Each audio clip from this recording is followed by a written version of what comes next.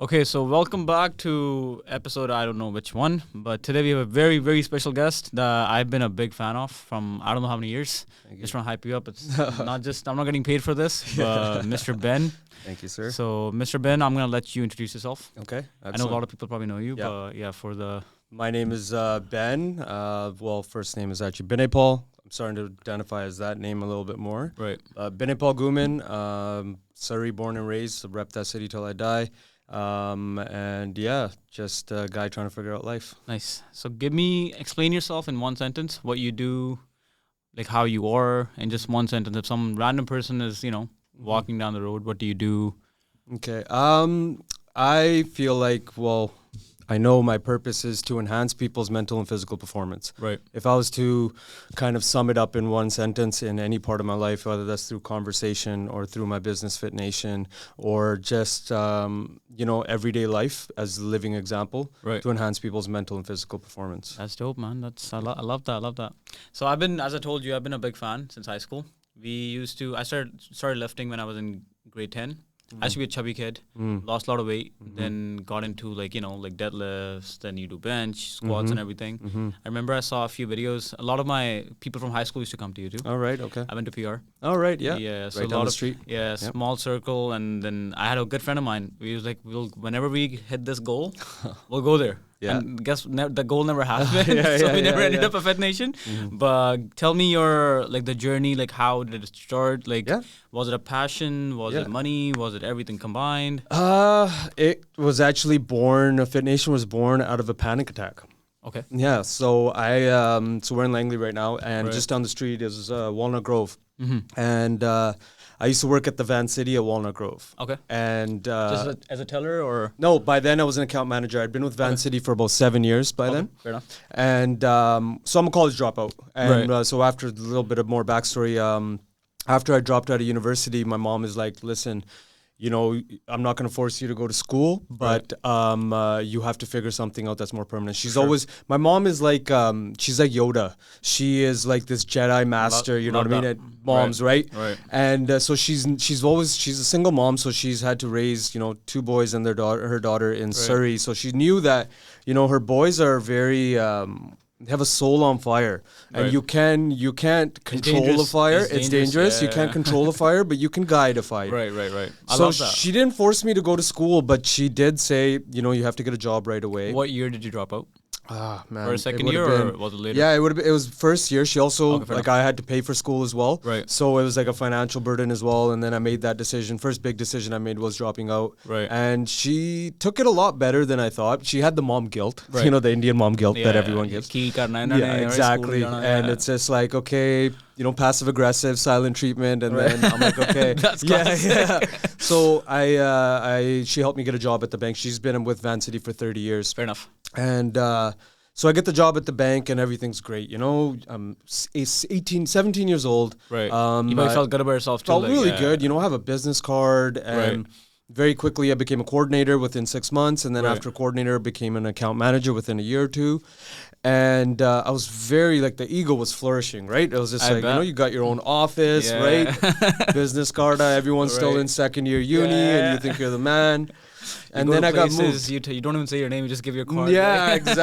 exactly. And you really realize Yeah. really quick, especially nowadays, the business card doesn't Oh mean yeah, anything, 100%. right? Yeah. Just things have changed for sure. Exactly. And so then I got moved to a different branch. That's when I ended up at Walnut Grove. And Walnut Grove was full of a lot of older white women. And Different- it was it different was very area. different. Very It different made me demographics. very realize what my life would look like Right, if right. this is the path I stick on. And there's nothing against people that work Fair at the enough. bank. Right. As you know, entrepreneurs have this Different mindset. Exactly. And if you tamper with that or you suppress the type of way you are, Right. it comes out in different ways. Right. So a few years into my job as an account manager, doing a couple of people's mortgages and just just calculating a TDS and Their debt ratio and all that. harboring people for their income documents Yeah. and just going through everything. And Right. one too many appraisals later, and I'm sitting at my office and I start breaking out into sweats. And you're still pretty young, I'm guessing. You're like Yeah, 23, I 24? was 24, maybe fair enough. 25. Fair enough.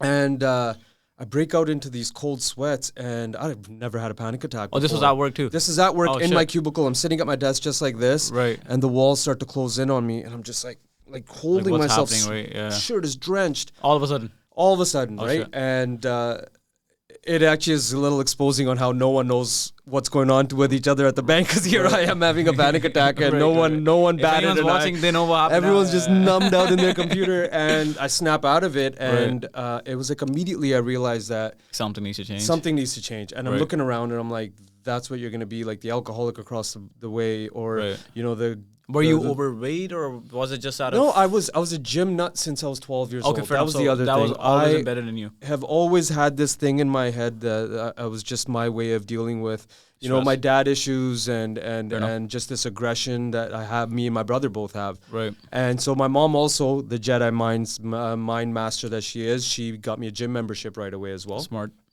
Smart, but also, you know, 12, 13-year-old kid at the gym alone, Ego goes probably not the best influence with the type of people that you see at the gym, right? But it was still in the back. Exactly. I was always working out, always into bodybuilding.com. And so anyways, long and the short of it, I have this panic attack and I snap out of it. And for some reason, I go onto Google on my work computer and I look up personal training certification. It's just the first thought that out of the blue. Out of the blue. And I'm just like, I think it was probably more the subconscious bringing it to my conscious thought. Right. Because it was probably always there. And from there, got certified. And the first thing that I did was I let my family know that, hey, I'm becoming a personal trainer. Right. You know, and the family showed a lot of love. I had a lot of cousins that were like, hey, we're going to hire you. Let's do this. Right. And I had a couple cousins in in Vancouver. Right. That I would drive. I bought a bunch of kettlebells, a bunch of weights, and started developing. So you would go mobile? Fair enough. You know, charge 15, 20 so bucks a session. So you started a while ago, because now mobile is getting more trendy, I'm guessing. Definitely, Right, mobile is actually a way that most people get into the industry because it's cutting the cost and everything. Exactly, right? Fair enough. So I would drive to Vancouver and train these people, $15, waste $20 of gas getting there, right? But you don't feel it that way. No, you're like, I'm my own boss, I'm doing my own thing. Yeah. Being you know, when you start your business, it's funny how people say I'm gonna be my own boss. Technically, you're not making your own hours, right? That's another misconception that I want to get into when we talk about our entrepreneur journeys, right? Because that is a fallacy that we need to 100% make very clear to young kids that want to get into business, right? 100%. But yeah, so then I became mobile, and I had other friends that were wanted to get into personal training. One was getting into kinesiology, right? And so we all kind of pooled our clients together, and eventually, you know, driving around just didn't make sense anymore. So my backyard, I set up some weights. We put a little roof up, right? And we started training clients there at my house. And we would cycle through, like, you know, one of my friends would show up to start training someone else, and I would go take a break, and we would just kind of cycle through. These were the initial partners, I'm guessing? Yeah, okay, exactly. Right. So we start doing that, and we hit our first fall and winter season. Right. And business bilkul band, right? What year was this? 2014? This was 2012, I want to say, going into 2013. You guys started a decade ago almost. Oh, yeah. That's we're awesome. on our 12th year. Oh, that's dope. Yeah. No, awesome. definitely. And survived a lot of crazy things throughout those 12 years. COVID and all that. Oh, yeah. Like, a lot of, like, crazy stuff, but hit the first fall season, and right? And we're like, itna tagal bandni nahi, right?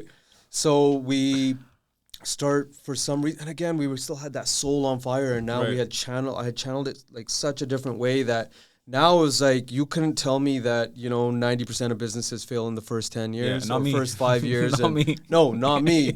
I'm the 1%. But you need that. You have to have that, right? And so, you know, young kids don't know what's going on. We're trying to find our first lease. And so then eventually we find a unit driving around trying to find Where was the first location? First location was off of where we're at now, but that was our first location, was a couple of doors down, unit 111. It was on the other side, right? No, same side. Smaller place? Smaller place. It was just 2,000 square feet. Got it. And, oh man, we were just blown away. We're like, we got our location, and we thought, all right, let's just fill it up. Let's do it, right? Yeah. And the real estate agent's like, hold on. Listen, guys. It doesn't work like that. It doesn't work like that. Go to the city, get your permit. Right. Go to city, and city's like, it's going to be 6 months. Minimum, you gotta get this, get some plans made, all this. Yeah. And so then became the long drawn process and the wake up call that there is a whole other side to business. Before we were operators. Before it was fitness, now it's business fitness, now right? It's business and fitness. Yeah. And so it's like, there was a lot to do, and luckily we could spread that load amongst our partners, and you know, we all stepped up to the plate. But then we built out our facility. Were you guys all friends, brothers? Yeah, we were all friends. Right. We were friends, couple of us from we all went to the same high school, and we had this group of friends that we all connected. Gym right? and all that. Mm-hmm. And so from there we build it out. Are you guys all still in the same pool, or are you No, guys... no. Okay, We've separated since. I'm the sole owner now. Okay, fair enough. But so we all pooled all of our resources together and quickly realized we actually had a mentor early on, and his name's Colin. Right. And he taught us marketing. Talk about that a little bit. How did that help? That was the basic foundation. Right. And if without that, we wouldn't have made it the 12 years. Fair enough. Because, and you know this firsthand, is right. Everyone is in the business of marketing. They're just doing they don't different realize things it. in marketing. Exactly, 100%, right? 100%. But he taught us like the functions of marketing, like, direct response marketing, right. the importance of email marketing, building a list and stuff. So we did a lot of that early on, and made a lot of mistakes, right? But you're supposed to make mistakes, right? We learned early on that there's no blueprint to this. Honestly, it works differently for everyone. Everyone. Yeah, we can replicate what the other person has done. It might not work for you. No, not at all. And sometimes, we put people on a pedestal and we start to try to replicate them, and we fall flat on our face because replication never works, right? It's a theory called you don't need to invent the wheel, but you need to choose the right wheel. Exacexactly. Yeah. No, that is a great I made that up. thing. The last second line, I made that up. Let's put a quote on that. KB on that right there, baby. But what also comes with that is a lot of anxiety, because you never know if you're doing the right work. 100%. Because there's no one there to tell you. You're not going to know right away. No one's going to tell you, hey, you got it, you're on the right path, hit it. Right? Yeah. So a lot of it was like early on, a lot of anxiety, right? Trial and error, right? So, and it was a lot of 16-hour days, get there at 6 a.m., don't leave till 9, because we're also working in the business, doing the training, and then setting up the business, making sure the CRM, everything is set, right? So you guys were from marketing to accounting to all that. To cleaning the floors to 3 of us, cleaning the floors to doing the service to like everything. So no customer service or anything, just everything was just done by you guys? Done by us, no staff at all. We didn't hire our first staff till we were like 2-3 years into it, and again, we were just products of burnout. You guys were just trying to save the money, accumulate everything, and didn't have the knowledge to be like, yo, koi aur bhi kar sakta, right? Now you read book. I read this book. I'll tell you, it might help you with your business for sure. It's by Dan. He's a big author. Dan Sullivan? No. Dan Martell. Dan Martell, okay. Buy back your time. Oh, nice. So his line is like, don't hire to expand your business, hire to buy back your time. Oh, that's amazing. I'm like, fuck, this 8-hour book. That makes so book. much more sense. Yeah, because he's like, if you're good at one thing, if you just do that, just watch your business expand. And what's the most expensive currency in the world is time, right? You can't buy that, yeah. So we go to expand, and that's, again, that grind-only mindset that if it's not making me more money, I'm not going to do it. 100%. And changing that way of thought is so important, right? Right. Yeah. But so we would do all of that, and then we hired our first couple of people. Then we started hiring coaches. Right. And so how does the company looks now? Like, what's the... So now, like, after that, I lost one of our business partners. He decided to move on, do other things, and then within that month, we signed our second lease. We had grown out of that space, that 2,000 square feet, very quickly. It was just too small. And we were starting to create a waiting list and losing clients, and it was like, okay. Right. So he decides to exit, and then sometimes the stars line up, and then just 3 doors down, someone was leaving, and we were really good friends with all of them. We were the young kids on the units. Right. So everyone treated us like their kids, and the uncles would come say what's up to us. They were like living vicariously through us. Right. And one of the guys at the corner was leaving, and he had a double unit, so he had 5,000 square feet plus 5 offices up top. Okay, nice. And I'm not gonna lie to you, at first, thoda ja darta lagda, but like because your cost probably just went from here to like the lease is automatically doubled, right? And now we got to go through another whole build out, and we got to do all this stuff, right? Right. So that ended up working out, and we signed the lease just blindly, like chalo chakko, and then so if it took us 6 months to do the first build out, we pulled off the second build out in less than 6 weeks. But you guys knew what you're doing. We knew what we were doing, and City cooperated. They were on top of it with everything. We were doors open by January of 2018. Okay, fair enough. So that was we were there for 4 years, and then 2018 we open up, and then everything expanded. All of our services expanded, and now we offer group personal training, so it's our own version of personal training. Nice. So if personal training is like $1,200 a month, $100 a session, we come in at around that $300 range, but it's still personal training. You still get your own personalized program. Right. We just spread the cost amongst 3 or 4 people. Okay, so it's still all the same benefits. This is very unique. And that's probably because we've niched out, has helped us kind of survive COVID and all of these things.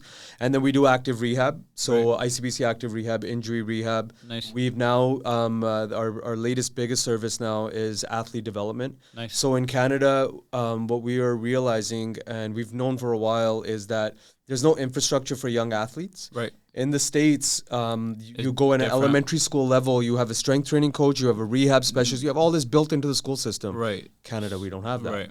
But we have immense talent. Like if I tell you now that we have kids in grade 10, grade 11 dunking the basketball, right? You know, playing high level soccer, and they have no help. But they don't have no help, right. But you have now parents, the younger parents have had these kids, so they're smarter, 100%. Yeah. And now it's bleeding over into the girls' sports as well. So that's a very big service, and that's like such a feel good service too. It's a niche, but it's very massive industry. Oh, huge, right? Given Everyone's kids in sports, and then now these younger parents that are have the education behind what's required, right? And it's reinvigorated that first bit that got me into the industry, because it feels so good to see these young kids come in, man. They're putting in work, they're dapping each other up. Right. Oh man, it makes me feel young again. That's right, man. I love it. It's kind of like reminds me of what I needed when I was 12. I was surrounded by these giants in the gym, and like, oh my god, I'm intimidated. Yeah, fair enough. Which led down a dark road of using steroids early on and doing all this stuff and hurting myself, lifting more than I should have. Right.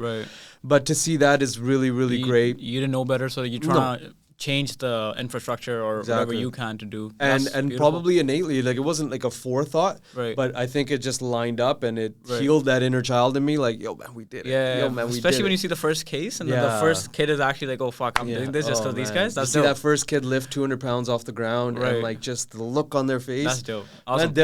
That's something you can write a check that would make me happy. You can. You know, people say like, okay, money's obviously, it's a big thing that can change a lot of things. Of course. But things like that, you can't buy them. No, right? So exactly. That's awesome. Definitely. What's your body changed gradually? Lot. So I was going to talk about that. Yeah. Because I've been wanting to lose weight from past, I don't know, fucking 5 years. Yeah.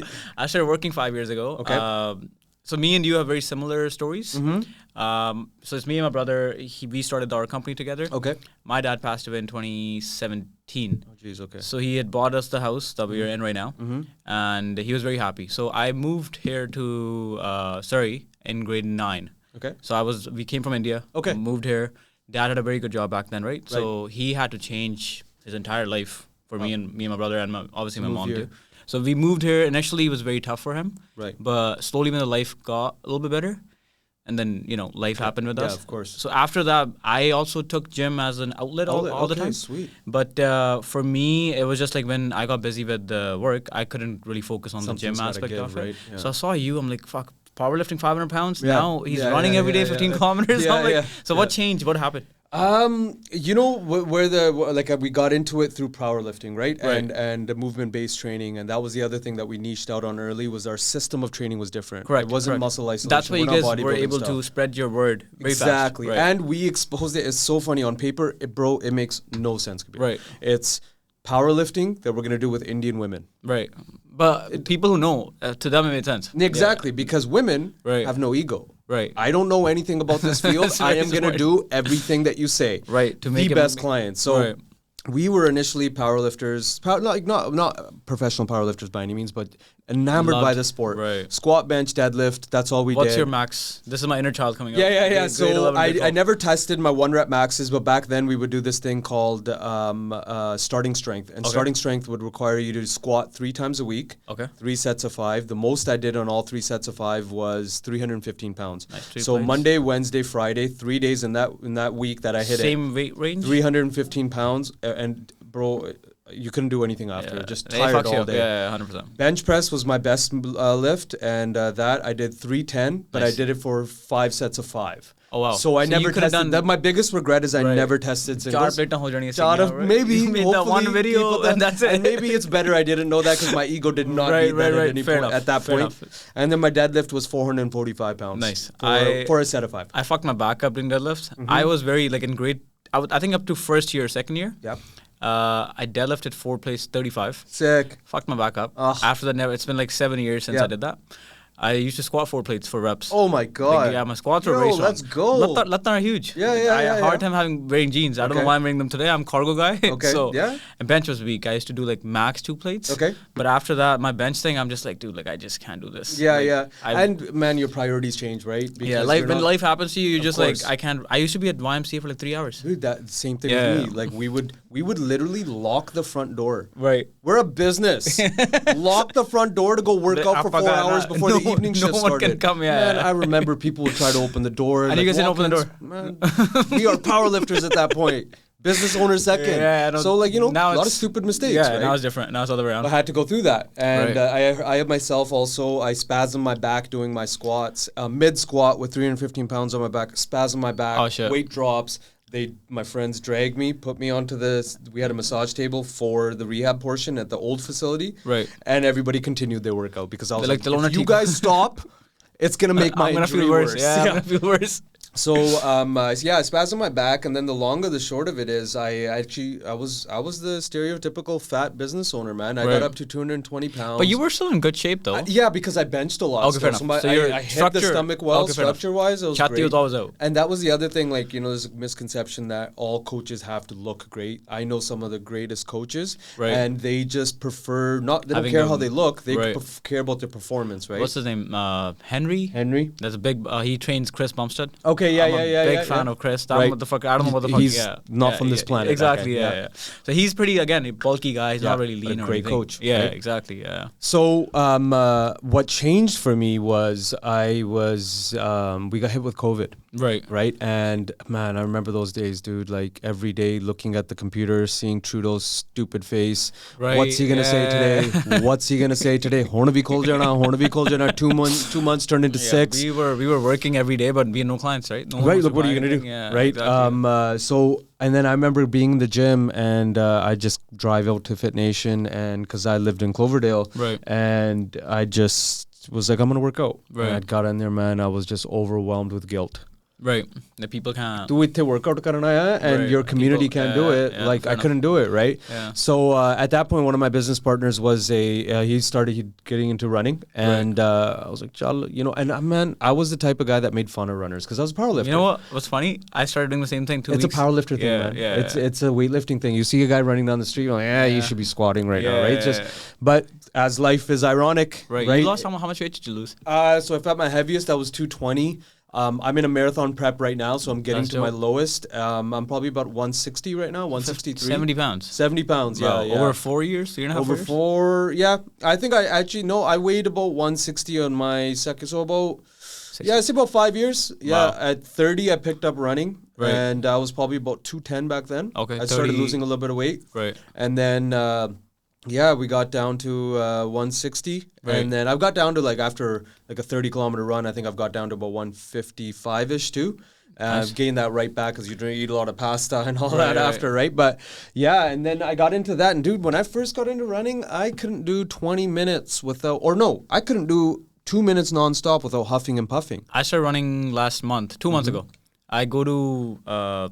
Nico Win golf course? Yeah. So I go there. Okay. So I do 3-minute run. I'm not breathing like my dog. I'm just I do this shit, then I'll walk, then I'll do the intervals. But I'm trying to get into it. I wanna get on that, but I'm trying to This will help you then. This will help you. You couldn't do 2 minutes without going, but the one thing about me is if I can't do anything, you want to do it. Give me. Yeah, exactly. Why can't I do it? Why can't I? And it was like an itch that I couldn't scratch, and so I would just try and run as much as I can. And before you knew it, I got into running nonstop 30 minutes. Oh, wow. And then I was like, okay, now I want to do 5K within 30 minutes. And okay, we got to that. Nice. And so once I got to that, same ambitions, different goals now. Exactly. And I think the common theme in my life is how you do anything is how you do everything. And so that same work ethic that I put into everything in my life, you just replicated that? I got replicated into running. That's and dope. from there, college after college, did my first 10K. Right. From the first 10K, did my first half marathon. Like fully, like no breaks or anything, just straight. No, like we had our breaks and stuff, but Right. like I signed up for a 10K. I was like, okay, this is amazing. What's Right. next? Right. Right. And that's a toxic way to think too, but it'll get you to do some amazing things, right? I think it's a balance is all we need. 100%. So as long as you're able to identify, like, okay, now I'm being a little bit excessive. Yeah. Yeah. But Yeah. that's the thing. You don't want to No, identify that for yourself. sure, Yeah. for sure. And running was like, it was a great, like around that time, I actually also ended up losing my father. Oh, shit, and sorry. it really like, and I was estranged with my father. I actually have known nothing about him. Right. Just stories that I've heard from other people. Never really had a relationship with him. He left when in '99, so I was probably 11 years old Right. at the time. So once he passed away, I was hit with a lot of overwhelming guilt again. Fair enough. And it took me years of therapy, but I chalk up a lot to running because especially long runs, when you do long runs, it By exposes yourself. you to yourself, Yeah. There's no hiding from yourself. That's all. When you don't work out as hard or exert yourself, it's easy to hide things because you have the strength to hide things. I think gym doesn't give you the outlet that like an open ground or open field does, right? No, and when you go out to a run and you're doing 10 kilometers hard and you stop and you Right. feel peace for the first time in years, Right. you're addicted. Becomes a drug. A good drug. 100%, bro. Yeah, fair enough. 100%. And once I got hooked on that, I realized that also a lot of people around me that were not runners at all. They were wanted to do just that too? Like, hey, it's possible. Mm. Hey, I can do it too. So from there, what's kept me engaged I love the sport of running because Right. it's all on me. Number one, if I fuck up, it's on me. Right. If I do well, it's on me. Right. I have full control. No other teammate can let me down. Fair enough. And so I love that of it. But what's kept me, I have a friend of mine, Manjot, he goes by Joe. And he found sobriety through Fit Nation. We met through Fit Nation. He was one of our clients and then fast friends, but he had a drinking problem. And he solved a lot of his drinking issues working with Okay, us fair and just the stuff that he was just fed up with it as well. He Right. was done with it. All credit to him and his work ethic. But we were able to play a small role in kind of the path. in the path and just being able to have that discourse with him and talk Right. with him through it. But he picked up running with us. Fair And once he got into running, now he's, I think, 4 years sober. And That's awesome. Every July to commemorate that, he Right. does every year. He started off doing 5K, I think, Mm-hmm. every day for the month of July. Now this year he just finished 7K every day. Oh, every day. Every day Wow. in the month of July. And he's one of my biggest inspirations because it's the everyday guy. Right, And right, it's the hero's journey. It's hard to show up every day for And look at that. And now he's just flourishing in life. He's one of the best dads I've ever met That's in my awesome. life. And just seeing him, because his kids actually come now for athletic training, and they're young kids. Right. But just seeing the type of dad he is, Like he has become, heals right? me a bit, Right, right. and just seeing because I don't have an example. Like I have Right. uncles and stuff like that, but like someone that looks like me, is born here, is like a good dad. We don't Right. have many examples like that. So Yeah. just seeing him Right. heals me. And then now that I want to become a father, it's been like a huge source of inspiration for me just seeing that, Awesome. right? I think it goes back to these type of feelings you can't really buy, right? They come from the fact that you actually help someone and they're on the right path. Do you drink or? Yeah, I drink. enough. I've had a lot of vices in my life. Also cannabis user as well. Right.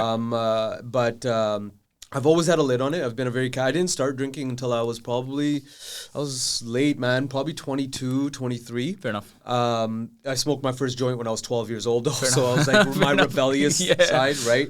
Did a lot of stupid shit when I was a kid, just being that young kid with like a soul on fire and just Right. kind of going out and doing stupid shit. I think we all had that phase. And Right. especially when you lose your father at a young age, you don't have It's tough. someone to just get you Yeah. on like right? I took, so for when it happened to me, we sometimes, I think 2 to 3 years later, even then we just thought like it was a nightmare. Like I didn't accept it, right? So I got really busy. Right. So I was in school. So it took me almost 10 years to complete my degree. Oh, really? Okay, sick. So the only reason I did it, my dad, when he came here, he told me, he's like, "Tum degree learning hai," because none of us have it. So you're gonna have a proper job. Sick. And I'm like, honestly, fair Gotta do enough. it for the So man. he told me not to work when I was in my first year. So he's like, "Don't worry, I'll take care of everything." And we're not from like a pretty obviously high end or anything. We were like all average, but he always had that goal of me having a degree. So I'm like, "No, let me work. I'll figure it out." But he used to pay for my tuition and everything. And then Sweet. after when everything happened, right? So I told mom like I'll take care of it. Yeah. And then I had 2 jobs first. And then my only thing I hated to pay was my fees. Right. Everything else, I was still like, I never had the problem of like, okay, I can spend money here, but there. But when it came to school, I'm like, fuck, it's just useless for me, right? Then I took like 5-6 years off, right? And I was working like 3 jobs. Oh, really? Every day. This is before real estate. This is before real estate. Okay. So how I got into real estate, I was very shy. Right. I couldn't talk. So you see now, when I make a video or whatever, I'm just like, sometimes I just look at it, I'm like, fuck, man. Like, kill it though, doesn't you can't. Now I have the mindset, right? Before, like I was, because when we moved here, it was very different for me too, right? To kind of like incorporate myself into the same different environment, right? Right. And I got my first job at Brick. Sales job. You don't pay commission. You only get commission, nothing else. Right. Then I started selling like stuff, made money. I was part-time there, got a job at the bank. Nice. Prospera, okay. Small bank, got customer service. Got customer service from there. Right. And then I started doing TELUS door-to-door. Oh, wow. Oh, you did the... Bro, I was working like...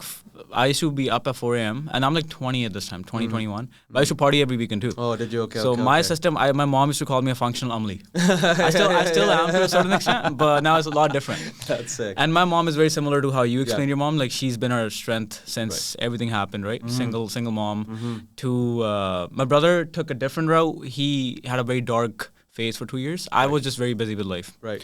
And then when it actually occurred to me one day, I'm just like, fuck, like, like I want to go start, like, like I want to get something out of it. Like I want to like really change my life. Right. That's when me and Raj are like, you know what, let's just start working together.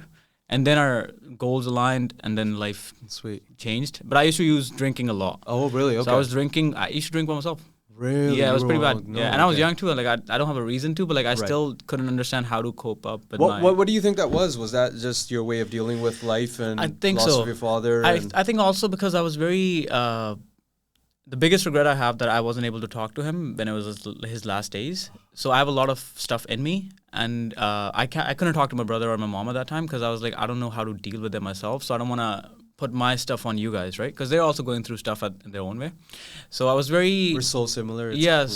So I was very to myself. Like I never told... Like me and Raj didn't talk for like 4 years after that passed away. Crazy. Same house.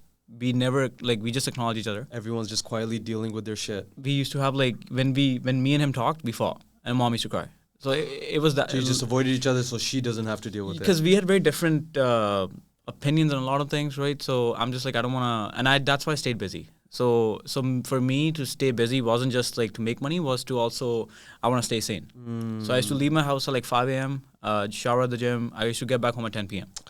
So I didn't see him like, or see my mom too, right? So then after that, when me and this guy started working together, our relationship got a lot better. So what was the rekindling of that really? So walk me through that. So you are spending he's in his dark phase, you're in your dark phase, a lot of friction. Right. What is someone extends an olive branch? What happens there? So he's very similar to you as well. Yeah. He had a short-tempered back then. Okay. Now he had a girl he's 3 got a years kid. ago. Yeah. Okay. Yeah. But he's like, after that, this guy changed, dude. Like his entire like mindset.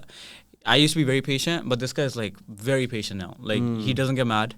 I'm the one who's actually like, like a little bit impatient now, but like he's very calm person. Really? Now, back then, this guy's temper was just bad. So I'm just like, I'd rather just not talk to you because it's not going to end well. There's no productivity, right? So initially, after everything happened, he's busy in his own, I'm busy myself. He started real estate, I think 6 years ago. I started 4 years ago. Okay. And he was working at the airport.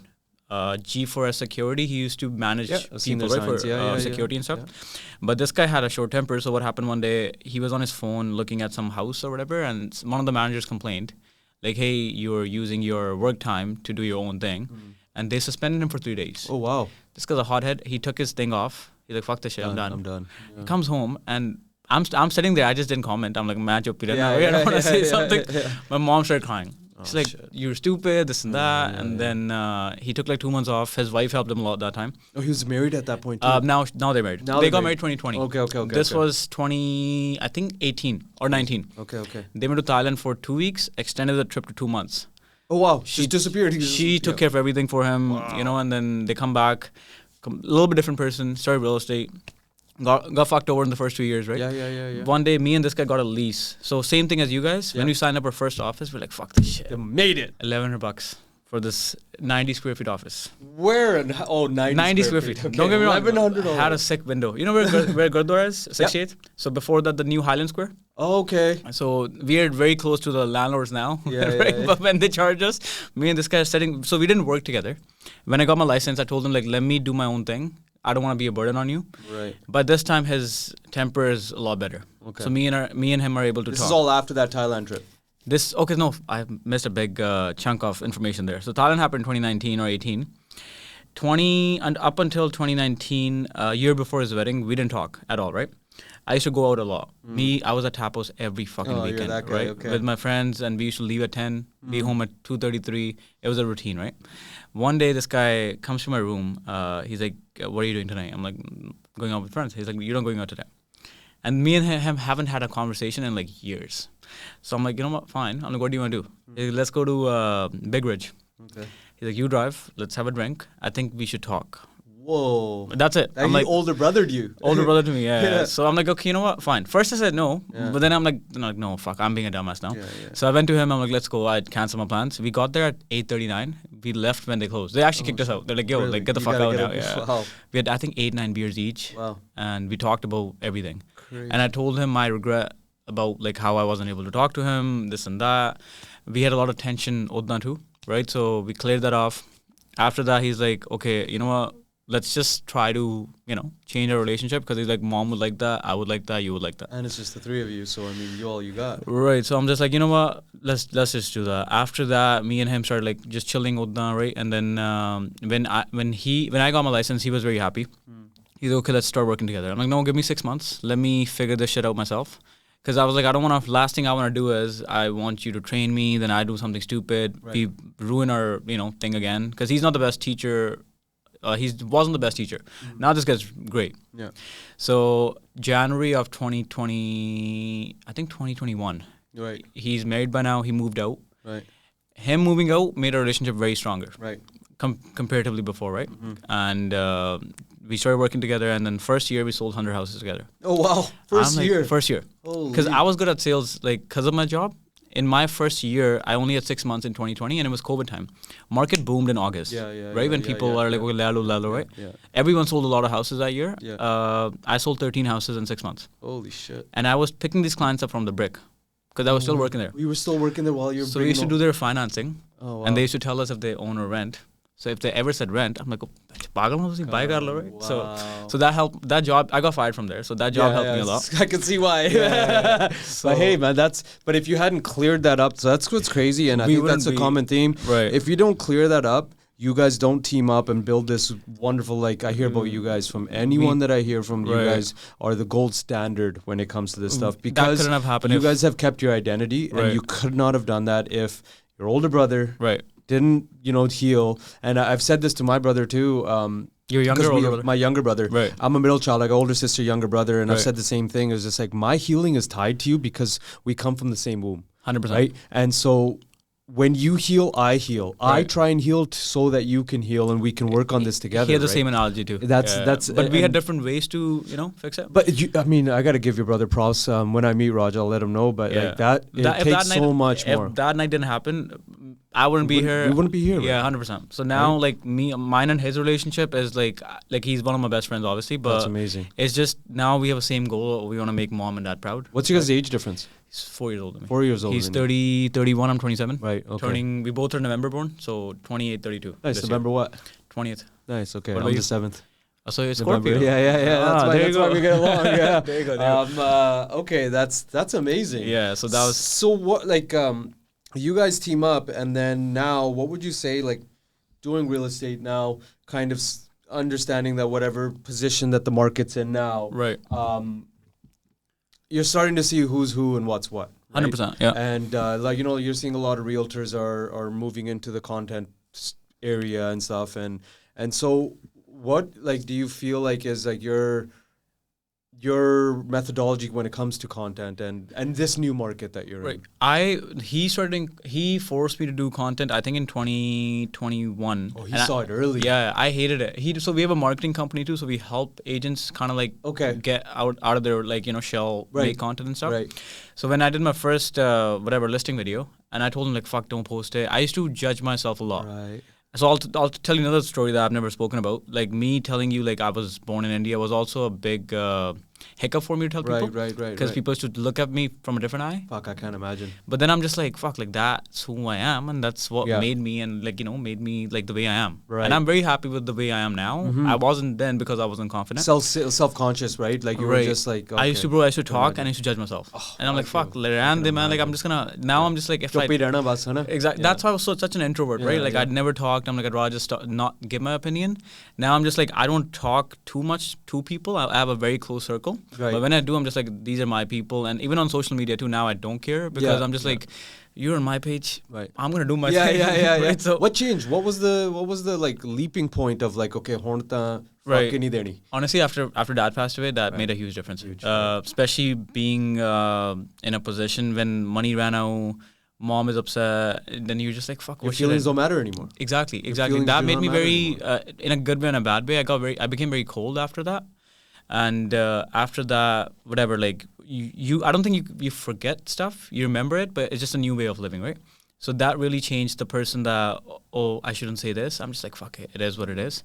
And now I'm very private because I had a breakup recently. I was supposed to get married next year. Oh, no way. So that fell apart. I'd say sorry to say, but you seem happy right now. No, so I'm going to say, I got this comment from every single person that that are very close to me. They had the same opinion. Yeah. But I think sometimes it's just like you have to go through something in order to, heal yourself, right? Sure.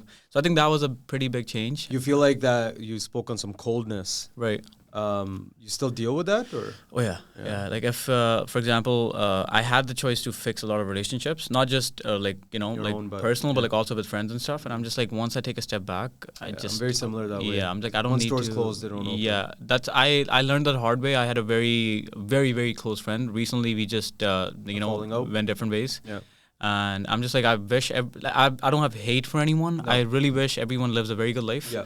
But if once our doors are closed, I'm the exact same way. So I am very cold in that aspect. Yeah. But if I give a fuck about you, I'll be there. Yeah. My phone's on D&D after 8:30. Yeah. But if you get to me, I'll be there. Yeah. I'm the same way. Like I'll bleed for you. I'll go to war for you. Yeah. But as soon as that door closes, as soon as you show me otherwise that I don't need to. Because I believe in actions. I don't believe in what you say. I used to. Now I'm just like, if your actions are not aligning, right, it just doesn't make sense for me, right? So, I feel you. Yeah. Tell me this: you're a business owner now. Yeah. Your idea of what a business owner was going into becoming a business owner, and now all these years later, right, very different. Talk to me. What would you think it was like? Right. And most people's misconceptions about being a business owner and what it's actually like operating. So I'm very young when I started making money. Right. So initially at Brick, when I was in sales, I was only working part-time. But in 2019, I made $83,000. Holy shit. Which was a lot of money for me at that time. Right. I was 5 years younger, so I was 22. Right. And after that, I started spending a lot of money, but then money ran out. Mm-hmm. Then I realized, then I got into real estate, then money got up again. Mm-hmm. And then when it ran out again, I had to pay taxes. Never thought, because I never made money to my account. I used to get money, right? I'm like, fuck it, I'm making money now. Let me spend my exactly. First year when my accountant, when I got a proper accountant, this guy told me like, you owe this much in taxes. I'm like, oh fuck, right? Then you realize, like, especially with the real estate, a lot of people have the salespeople mentality. Right. That changes once you want to scale. Right. I know realtors that are very happy selling 2, 3 homes, 4 homes, which honestly, it's still good money. There's nothing wrong with it. But if you want to scale like a sales job, a service job to a business, you have to stop thinking like a salesperson. Yeah. Me and him used to be very similar in terms of that, but he's the system guy. Right. So he told me he's like, okay, we need to do this, this, and this. It's a lot of moving blocks. We don't realize that when you start making decent amount of money. Yeah. But as much as you can pour in to your business, better it is. Yeah. It's gonna pay much faster. Yeah. So I think a lot of people, when they start a business, the only thing they want to do is, let me take the profit and buy this. Yeah. I've done it, right? Yeah. And now it's a very different mentality. Like, let me just take this. Let me get this for work. Let me get a bigger lease if I need. If anything's remaining, then I'll figure it out. Yeah. So after the 2021 tax season, I learned that then. वो तो पहले was very bad. Yeah. So up to 2022, I was like, my spending habits were bad. I was saved money. Like I was invested stuff too. Like I wasn't a guy who never invested. Right. But my mentality of a salesperson changed to like, okay, I am an owner now, a business owner. I want to make sure I pour more myself to my business. Yeah. And then whatever is left, I'll take that home. Right. So that changed. And that helped me kind of like grow our company a little bit differently. Right. Yeah. No, what about you? So for me, I mean, what I think most people's misconception and what I hear from other people is that, well, business owners got it easy. You can take all time off whenever you want. You don't report to anybody. You know, there is this biggest myth about write-offs that I'm so sick of hearing about. Like, listen, you still especially got on TikTok too. You gotta fucking pay for that shit, man. And like, there's so many people on TikTok that are gonna go to jail for the advice they give. I know. It's fucking hilarious. I saw this video before coming. He's like, if I have a private chef.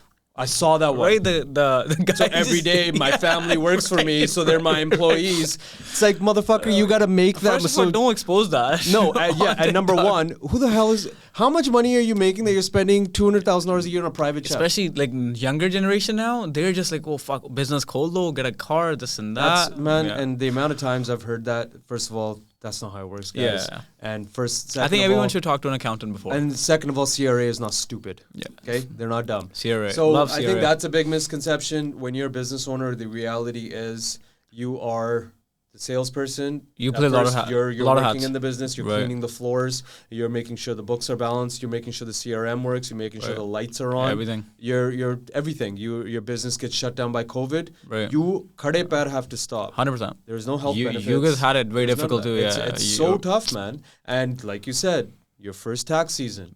Right? You pay that bill. You've never seen a number so big. I call my accountant. I'm like, what the fuck is this? He's like, I'm like, do I have to pay this year? He's like, it's this year tax. I'm buying Trudeau a car every year. Right? Like some people are buying Trudeau a house every year. Bro, when I used to work at the bank, it's one of my actually clients now, very, very close clients. It's funny, he saw me at Prospera and then he's one of my like biggest clients now. Sweet. This guy told me like last year, just one of his companies, he paid almost, he has like a bunch of companies, right? It was 280 was his personal tax. Holy shit. So this is not his corporate tax even. This is his personal tax. And I'm just like, okay, now I'm like, I don't mind paying my taxes. You guys fine, right? I can't imagine that, right? Yeah. So that's, I think, the biggest misconception of being a business owner is like... Social media has fucked up a lot of things, man. It has. A lot of there's no off. Right. Like your phone is on. Yeah, you turn D&D on. Right. But it doesn't mean this thing turns D&D on. You wake up, you have like, oh, this guy...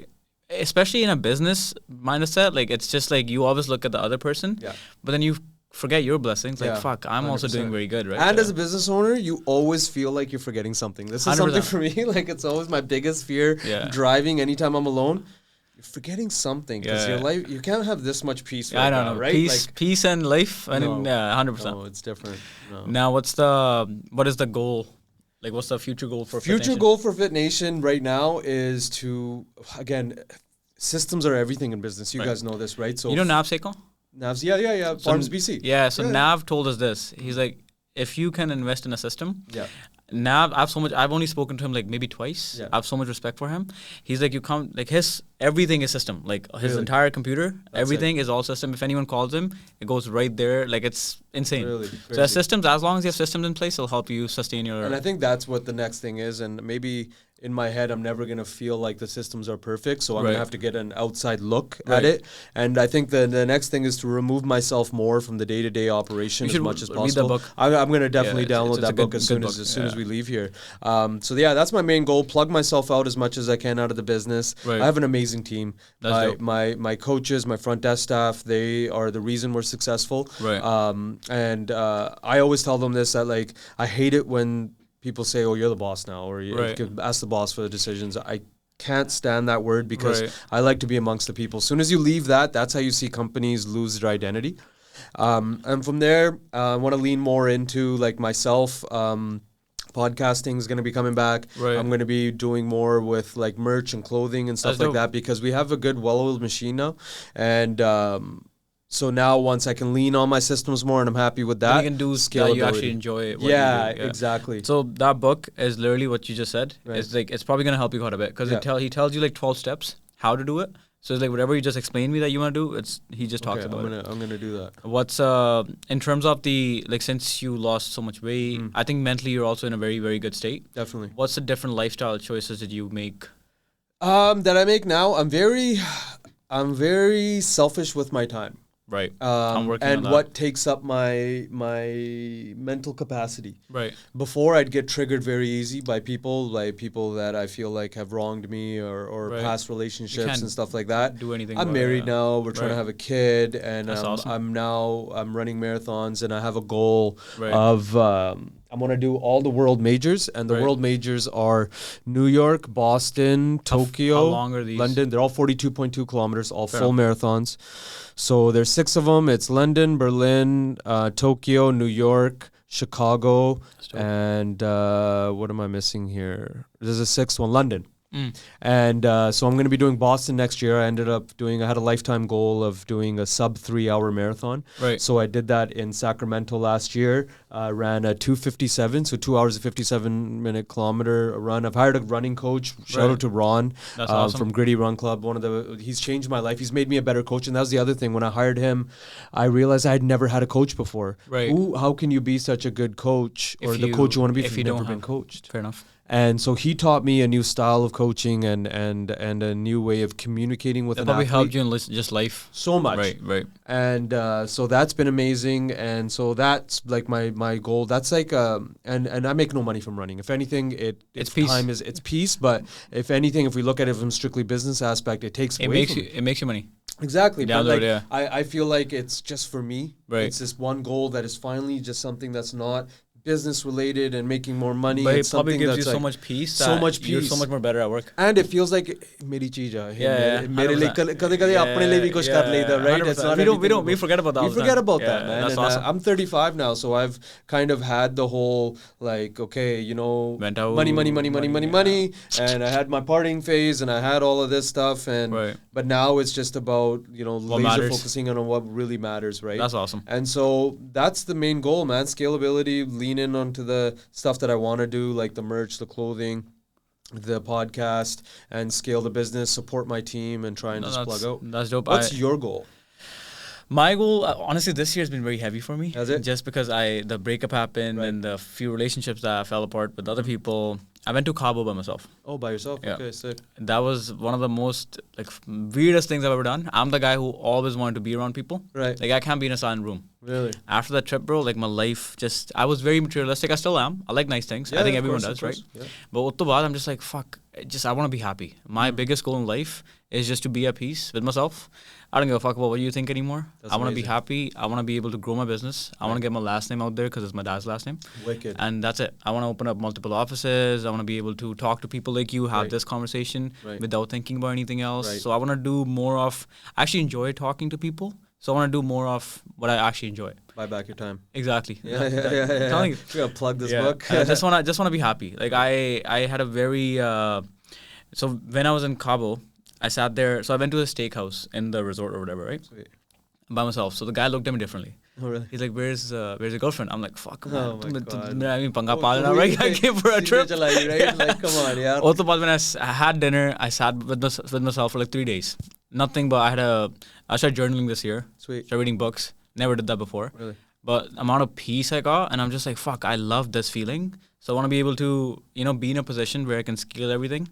But and different thing about me is what I've observed in people, big teams, like there's big agents, I don't want to name anyone, but like everyone made a team and then they leave. I enjoy selling.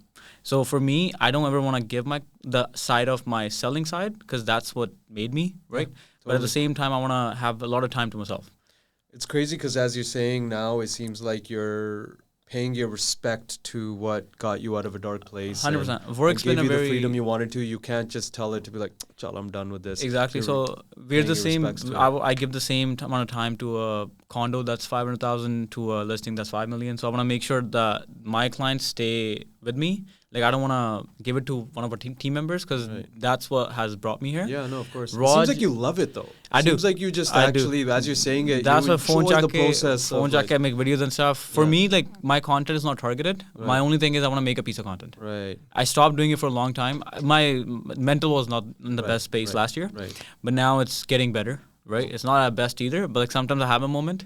But now I just go for a drive. I go for a walk by myself, right? Yeah. Helps me a lot with And I was just gonna ask you, how do you?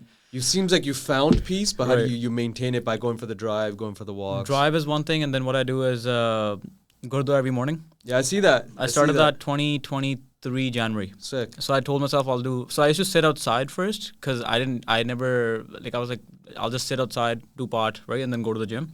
But then I started going inside, and then sitting there, just like it just gives me a lot of like peace, and I feel like I'm like I always say this one thing whenever I pray. I don't have any different prayers every morning. I just feel like I just tell him like make me a better person, and whatever you want to show me, just show me with you being around me.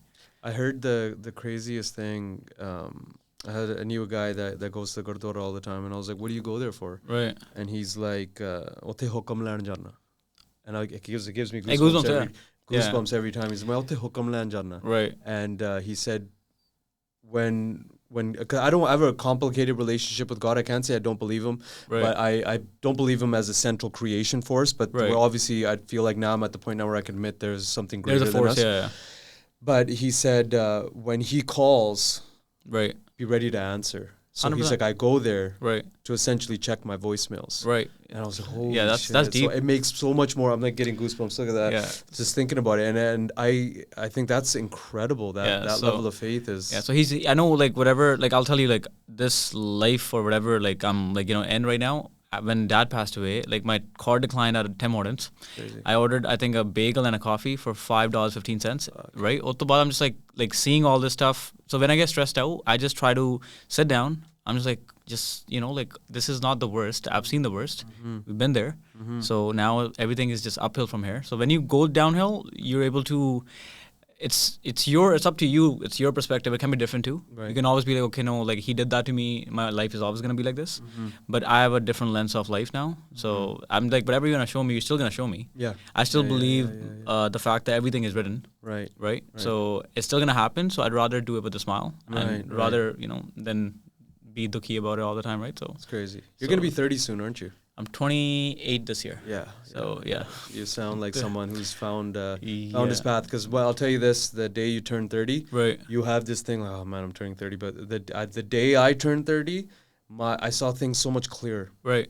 Because you get to this point now. I mean, when we were younger, you look at someone who's 30 and you're like, wow, that guy looks ancient. Right. But, when you get to 30, it's like a second lease on life because all the shit you go through in your 20s, it's almost like you get to redo it with everything that matters now. 100%. And when you take care of your health, your 30s become the best times of your life. Right. So my another goal is to actually lose weight. Yeah. I want to lose a lot of weight. Okay. I was, after Cabo, I lost like 10 pounds. Okay.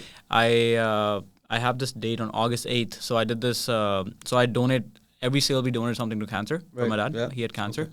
So I was like, whatever weight I lose, $100 for each pound. Sick. So I want to do that on the 8th. And then I want to gradually incorporate more cardio and like, more like high intensity workouts and stuff. Yep. Yep. So that's another one of the biggest goals. Well, I can definitely help you with that. Yeah. Like you just start small. And then, just really because your guys' work is a lot of meetings, a lot of like the food is what's important. Right. I try to like, what I do is I make my meals now, so it's a little bit easier. Right. Or I'll just make like a few meals like 2-3 days before. Mm-hmm. But sometimes when I'm at the office, like I'm just like, fuck, I'm craving something. So I need to just work on my mind. The cravings, what the best thing's going to be for cravings is you're not craving food. Right. You have a habit of eating. Right. And you can break habits by replacing them with another habit. Right. So what I would say is when you're craving something, go for that walk, chug as much water as you can, distract the mind, and because you're a very smart guy, outsmart yourself and replace it. And I've known this with a lot of clients. It's not that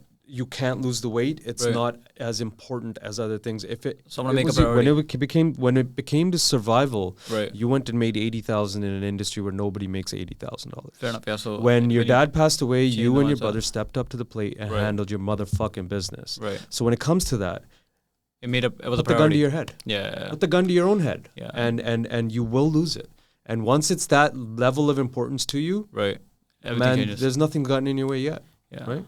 And so be real with yourself, cut the crappy foods, but also I think an easy thing that you can start off right off the bat is, do you do any fasting? I tried, but I feel like when I fast, like the next morning if I'm hungry, like I can tell I'm impatient. So when I talk to clients and stuff, I come a little bit aggressively. So I just You know what? I've actually heard that from other people. One of my clients actually called me. I was like, "Tu khada nahi kuch?" Yeah, no. So I stopped that. Okay, so that then don't, because some people have that blood sugar intolerance. I tried for like 2 weeks, right? And I'm home after gym. I'm fucking pissed off. So my routine is after gym. Me and mom have like she has her cha. She goes downstairs. She works from home. Okay. And I used to eat something, and now she's like, "Tu khala kuch?" I'm like, "No, man, fuck." So I No, okay. So screw the fasting, but I eliminated a lot of carbs from my diet. That was my second thing, was just like kind of cut the carbs, 80 to the protein. 60 to 80 grams of carbs. That's it. That's it for the day? Yeah. Okay. If you're going to incorporate cardio, you can slowly start incorporating a little bit of carbs in, but just be like... I do 25 minutes in the morning. Okay, perfect. And then sham I go for a 30-minute walk. Walk is fine, yeah. Okay, then you're good. And then it's a slow, drawn-out process too, right, for us. And make sure you're getting your 2.5, 3 liters of water, getting electrolytes. That I kind of, I always skip that, but I'll guilty work of that too, man. Water is the least gratifying thing in the world, right? It gives you nothing, but it actually is great for us, right? But I think it's easy stuff that we can do. Make it important. Man, there's nothing in your way. 100%. Anything else? One last question. Yeah. Brief last question. And what's your definition of success now? Definition of success now? I'll give you a detailed one. Waking up in the morning with the love of my life by my side, in a home that's filled with love, a fridge that's full of food, and a family that loves me. Love that. That's awesome. It's very like I'm pretty sure when people hear it, it doesn't sound as hard, but it's really hard to get. Man, I've been with my wife we've been together for 20 years. We've been married for 7. 20 years. High school sweethearts, grade 10. Wow. That's awesome. She is I say this so much, but she can walk into a room full of the biggest gangsters in this world. Right. And she'd be the hardest motherfucker in that room. Right. She's a plant manager for Lafarge, so she manages a team of 20 to 30 construction worker, truck drivers. Yeah. She is the plant manager. She's the boss there. Right. And this girl is... Rip some another one? She has to. Like, she is a thug. Right. She is my biggest inspiration. She's my rock. She's the reason I have a backbone for the drive. That I have the drive. She's the transmission. That's dope. Yeah. That's awesome. That's beautiful. And so that's kind of what's your definition of success? Now, to be happy. Yeah. I just wanna. I would, if I could change a lot of things in my life. I would go back and change some choices that I made in terms of like picking the right people in my life. Mm-hmm. So I can't do that. But now what I can do is I can be at peace with myself. Peace. I don't want to have any regrets. Yeah. If I have a regret, I will talk about it. Right. So I don't want people I actually care about. I don't want to piss them off. So just be financially free. Just be happy. Right. Freedom on finance side also changed now. Yeah. Because before goals were like, "Main gaddi leni, yo gaddi leni." Now it's just like my bills are getting paid. Yeah. Life is going. Life is good. I'm happy. I want to travel. Yeah. I'm going to Toronto this Friday just to see my Masti guys. Right. And we haven't done that in like our family, like me, Raj, mom, his wife, and his daughter. We haven't traveled anywhere since Dad passed away together. No way. So this is our first trip together. Crazy. And this only came through, me being a little bit in a better position. Right. And me and him I'm going to India after 14 years to see my grandma. Sweet. Haven't done that in like 14 years. Crazy. So going in September, going to London, Spain, and India. Sweet. So excellent. Just want to be happy. Peace. That's it. You're at the perfect point in your life to do that. I'm telling you, what's changed my outlook on life the most is traveling. Right. Like, we've walked around, dark alleys in the streets of Morocco. Love just that. Me and my wife. Yeah. Deep in fear of like, right. and then you turn the corner and there's kids playing soccer. Everything's fine, yeah. Nothing's going to happen. Exactly. Same thing in Turkey. We're in the markets, we were in Turkey one time, and there was actually an explosion. A bomb went off at a place we were at just the night before, right, and killed a bunch of people. Oh. And we learned the resilience of people. Right. That in a country that has 70% inflation, like they have no money, right, but they're so happy, right? Bro, same. When I went on a solo trip, I went to a city. People are like city. Okay, Mexico, it could be dangerous, 100%. Right? So I don't I do respect people's opinion, but when you see people just fucking being happy without having anything, that's just like fuck. Like we get lost in the sauce, right? Yeah. So I don't want to be lost in the sauce anymore. No, sure. I want to have a dry chicken. Yeah. I'm happy. Bro. Yeah, no, I feel you. And I think one of the best advice that I got from Asid Khan, from the owner of Decibel, right. He said there's 2 ways to achieve financial freedom. The obvious way is make more money. The second is to reduce your means that make you happy, right? And the older you you get, the more you realize that time is worth more than the good deed. Not everyone understands that though. No, they don't. So, but also, there's also, you got to respect, like, I see you like your watches. I like watches as well. Everyone like has cars. their own happiness, right? Exactly, so man. balance. And, I like sneakers, and no one's going to make me feel guilty about that either. But also, no one's going to fool me, and no one's going to convince me that the grind is all that matters, and and taking a you should feel like shit about taking the vacation. Used to, so if anybody makes you feel that way, you tell them to fuck off with both fingers, because this world is not meant to just come and marjana. Just be at peace with yourself. That's it. Find your peace and understand every emotion is important. We're supposed to feel sad. We're supposed to feel angry. We're supposed to feel happy. 100%. None of them are permanent. It's like holding sand in your hand. It falls through. You need every single one of the emotions to have the full human experience. Otherwise, what's the point? No, exactly. We can't be happy all the time. So don't be fooled in thinking that we can just be happy. Respect your emotions. See your emotions through. Don't hold anything in, and find your peace. Love that, man.